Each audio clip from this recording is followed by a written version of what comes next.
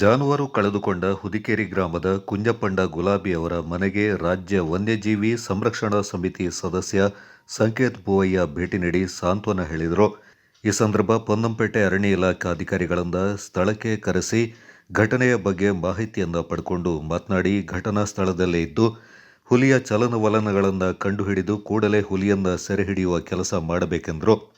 ಮುಖ್ಯಮಂತ್ರಿಗಳ ಕಾನೂನು ಸಲಹೆಗಾರರು ಹಾಗೂ ವಿರಾಜಪೇಟೆ ಶಾಸಕರಾದ ಎಎಸ್ ಪೊನ್ನಣ್ಣ ಅವರು ಅರಣ್ಯ ಸಚಿವರೊಂದಿಗೆ ಚರ್ಚಿಸಿದ ಮೇರೆಗೆ ಹುಲಿಯನ್ನ ಸೆರೆ ಹಿಡಿಯಲು ಸಚಿವರು ಅನುಮತಿ ನೀಡಿದ್ದು, ಜಾನುವಾರುಗಳ ಮೇಲೆ ದಾಳಿ ನಡೆಸಿದ ಹುಲಿ ಸೆರೆಗೆ ಶೀಘ್ರ ಕಾರ್ಯಾಚರಣೆ ನಡೆಸುವಂತೆ ಅರಣ್ಯಾಧಿಕಾರಿಗಳಿಗೆ ಸೂಚನೆ ನೀಡಿದರು.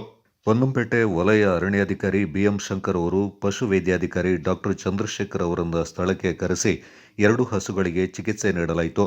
ಈ ಸಂದರ್ಭ ಪೊನ್ನಂಪೇಟೆ ಬ್ಲಾಕ್ ಕಾಂಗ್ರೆಸ್ ಅಧ್ಯಕ್ಷ ಮೀದೇರಿರ ನವೀನ್, ಚಂಗುಲಂಡ ಸೂರಜ್ ಹಾಗೂ ಪೊನ್ನಂಪೇಟೆ ವಲಯ ಅರಣ್ಯಾಧಿಕಾರಿ ಬಿಎಂ ಶಂಕರ್ ಹಾಗೂ ಸಿಬ್ಬಂದಿಗಳು, ಗ್ರಾಮಸ್ಥರು ಪಾಲ್ಗೊಂಡಿದ್ದರು. ಕೊಡಗು ಚಾನಲ್ ನ್ಯೂಸ್, ಚಂಪಾ ಗಗನ, ಪೊನ್ನಂಪೇಟೆ.